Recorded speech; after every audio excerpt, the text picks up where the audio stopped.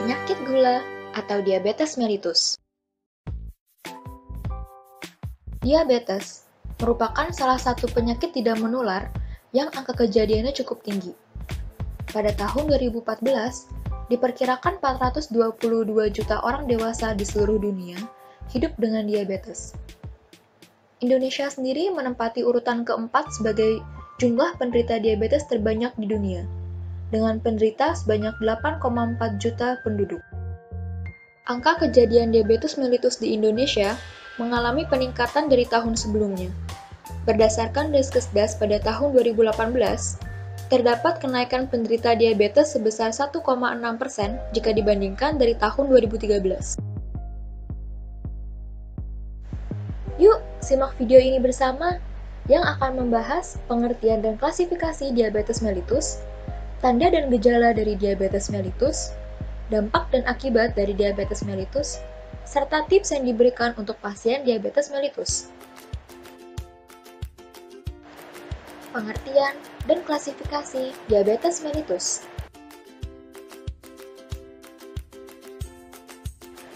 Jadi, apa sih diabetes mellitus itu? Diabetes mellitus atau penyakit gula adalah suatu gangguan metabolik yang ditandai dengan peningkatan kadar glukosa darah yang diakibatkan karena kerusakan pada sekresi insulin dan kerja insulin. Ketika makanan dicerna, tubuh menyerap dan mengedarkan nutrisi ke seluruh tubuh. Salah satu yang diedarkan adalah glukosa. Glukosa membutuhkan insulin untuk menjadi energi. Jika terjadi ketidakcukupan insulin, maka glukosa dalam darah akan menumpuk atau disebut dengan hiperglikemia. Kemudian, apa itu insulin? Insulin adalah suatu hormon yang dihasilkan oleh pankreas yang berfungsi untuk membantu sel tubuh mengambil gula dari darah untuk mengubahnya menjadi sumber energi. Terdapat beberapa macam kadar gula darah, seperti gula darah puasa, gula darah 2 jam setelah makan, dan gula darah sewaktu. Dan berikut ini nilai kadar gula darah yang tergolong normal, prediabetes, ataupun diabetes berdasarkan macam kadar gula darahnya. Terdapat klasifikasi diabetes yang mana dibagi menjadi 3, yaitu diabetes mellitus tipe 1, tipe 2, dan gestasional. Pada diabetes mellitus tipe 1, terjadi penurunan produksi insulin karena sel-sel beta pankreas mengalami kerusakan.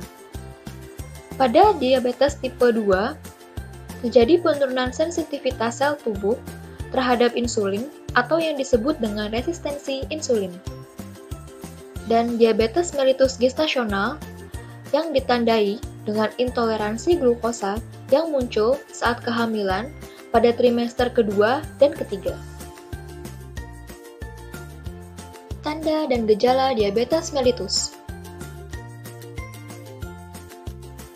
Pada penderita diabetes mellitus, terdapat gejala klasik yang dialami, atau biasa disebut dengan 3P, yang terdiri dari polidipsi, yaitu mudah haus, polifagi, mudah merasa lapar, dan poliuri, yaitu sering buang air kecil terutama pada malam hari. Selain gejala klasik atau 3P, terdapat tanda dan gejala lainnya yang dialami oleh penderita diabetes mellitus. Beberapa di antaranya yaitu gangguan penglihatan pada mata, di mana pandangan menjadi kabur, merasa mudah lelah atau letih, kulit kering, lesi kulit, dan penyembuhan luka yang lambat, penurunan berat badan yang tidak diinginkan, kram otot, iritabilitas, kesemutan atau kebas yang biasa terjadi pada tangan dan kaki. Dampak dan akibat dari diabetes mellitus.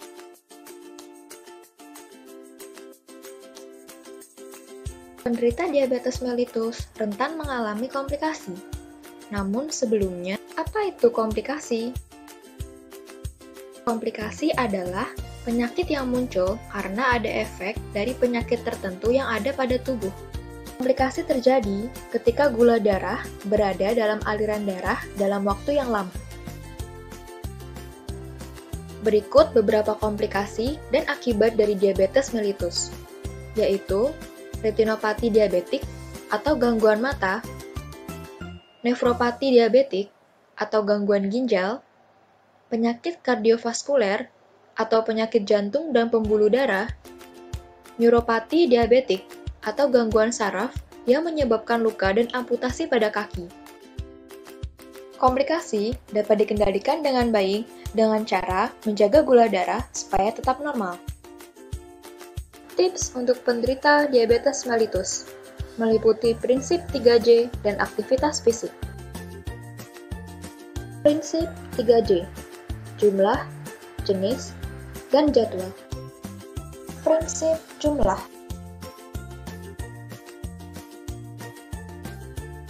Jumlah makanan setiap individu berbeda-beda. Hal ini dikarenakan jumlah makanan ditentukan oleh berat badan, aktivitas fisik, jenis kelamin, usia, dan penyakit komplikasi yang diderita setiap individu. Perhitungan jumlah dapat dilakukan dengan menggunakan metode carbohydrate counting. Carbohydrate counting atau carbing.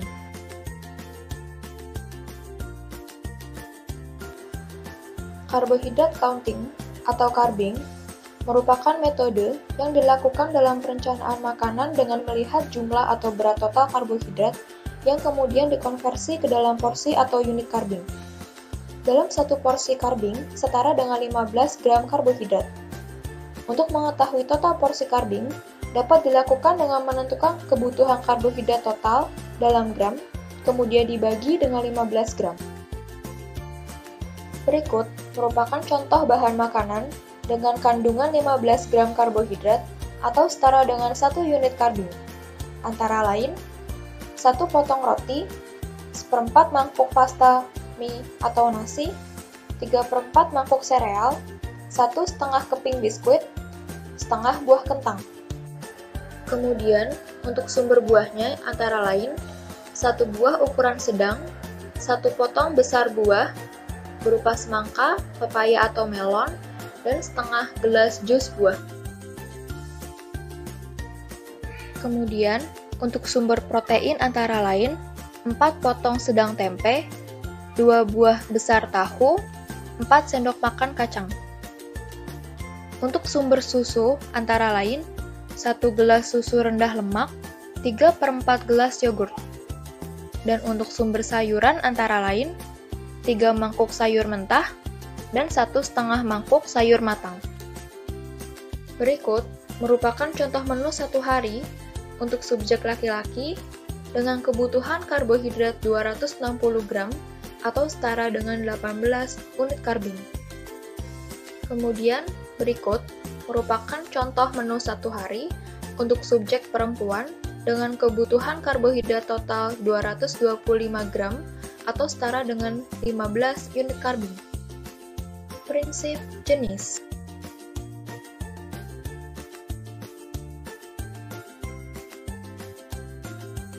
Sebagai sumber utama energi, karbohidrat merupakan sumber zat gizi yang praktis, murah, dan mudah didapat. Perlu diketahui bahwa mengatur asupan karbohidrat perlu dilakukan penderita diabetes. Ini disebabkan karena penderita tidak mampu menggunakan atau kekurangan dalam produksi insulin, sehingga menyebabkan kadar glukosa darah meningkat. Namun, teman-teman tidak perlu khawatir, karena jenis karbohidrat yang dapat dikonsumsi oleh penderita DM dapat disesuaikan. Penderita diabetes mellitus disarankan untuk mengkonsumsi karbohidrat kompleks, karena mengandung serat yang baik untuk penderita diabetes. Sumber karbohidrat yang perlu dibatasi atau dihindari antara lain donat, cookies, es krim, soft drink, permen, dan lain sebagainya. Kemudian sumber karbohidrat yang dianjurkan yaitu salad sayur dan buah, oatmeal, kacang merah, apel, nasi, wortel, dan lain sebagainya. Selain memilih jenis karbohidrat, penderita diabetes perlu memperhatikan indeks glikemik pada makanan. Indeks glikemik menggambarkan kecepatan karbohidrat dalam melepas glukosa ke aliran darah. Sehingga makanan yang memiliki indeks glikemik rendah akan melepas glukosa ke dalam aliran darah dengan lambat. Begitupun dengan makanan yang memiliki indeks glikemik tinggi, yang akan melepaskan glukosa ke dalam aliran darah dengan cepat.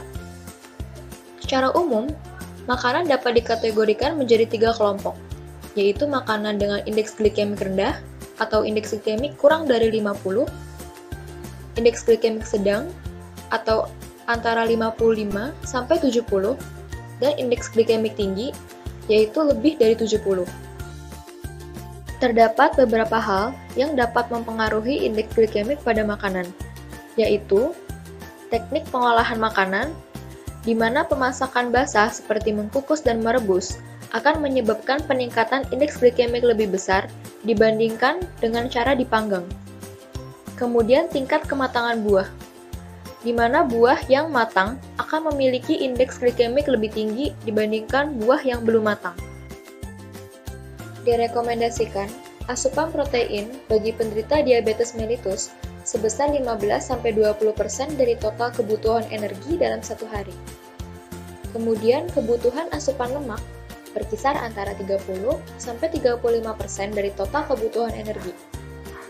Namun, kebutuhan protein dan lemak ini dapat disesuaikan pada setiap individu sesuai dengan kebutuhannya masing-masing. Setelah memantau indeks glikemik, selanjutnya kita perlu mengetahui mengenai beban glikemik. Beban glikemik sendiri adalah efek dari jumlah karbohidrat yang terdapat dalam makanan dalam kemampuannya untuk meningkatkan kadar glukosa darah. Ini dapat disimpulkan bahwa semakin rendah nilai beban glikemik, maka akan semakin rendah kenaikan kadar gula darah. Beban glikemik makanan terbagi menjadi 3 kategori, yaitu makanan dengan beban glikemik rendah atau kurang dari 10, beban glikemik sedang atau 10-19, dan beban glikemik tinggi atau lebih dari 20. Berikut, terdapat beberapa makanan dengan kandungan indeks glikemik dan beban glikemik sesuai dengan porsinya masing-masing. Beberapa contoh ini dapat dijadikan sebagai pilihan makanan sehari-hari untuk penderita diabetes. Kemudian untuk mendapatkan saran pemilihan makanan yang lebih banyak dan lebih variasi, tepat, dan juga mudah, sesuai dengan indeks glikemik dan beban glikemik, kita dapat mengkonsultasikannya kepada ahli gizi. Prinsip jadwal.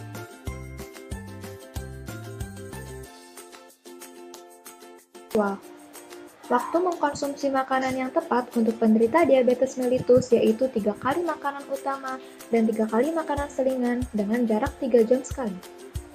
Yang terdiri dari makanan pagi, selingan pagi, makan siang, selingan sore, makan malam, dan selingan malam.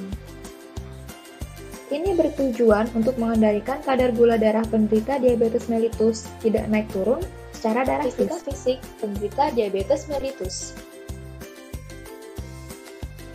Banyak faktor yang menyebabkan seseorang menderita diabetes mellitus. Salah satunya adalah aktivitas fisik yang rendah dan cenderung melakukan aktivitas sedentari, seperti berlama-lama menonton TV, duduk lama menggunakan internet, duduk lama sambil bermain gadget, dan bermalas-malasan. Tahukah kamu, aktivitas yang rendah dapat menjadi salah satu faktor tidak terkontrolnya kadar gula darah puasa yang dapat menyebabkan beberapa risiko penyakit seperti hipertensi, penyakit jantung koroner, maupun gagal ginjal. Kebiasaan melakukan aktivitas fisik dan olahraga akan berpengaruh pada kadar gula darah. Karena saat aktivitas dilakukan, otot menggunakan glukosa yang disimpannya sebagai energi. Lalu, glukosa yang tersimpan akan berkurang. Untuk mengisi kekurangan tersebut, otot mengambil glukosa dalam darah. Glukosa dalam darah yang menurun dapat berpengaruh pada gula darah. Nah, terdapat rekomendasi untuk latihan kardiovaskuler pada penderita diabetes mellitus tipe 2 dengan menggunakan prinsip FITT atau frekuensi, intensity, time, dan type. Frekuensi. Dianjurkan untuk melakukan aktivitas fisik 3 kali dalam seminggu dengan jarak latihan tidak lebih dari 2 hari berturut-turut. Intensitas. Intensitas sedang sekitar 64-76%. Durasi. Latihan aerobik dianjurkan minimal 150 menit dalam seminggu dengan intensitas sedang atau berat. Kemudian juga dapat melakukan dalam sesi pendek dengan durasi minimal 10-30 menit per sesi. Kemudian tipe. Segala bentuk latihan aerobik termasuk jalan cepat yang menggunakan kelompok-kelompok otot besar. Kemudian, apa saja sih yang termasuk latihan fisik dengan intensitas sedang? Yang pertama, jalan cepat. Kemudian jalan kaki santai, bersepeda santai, jogging, dan berenang.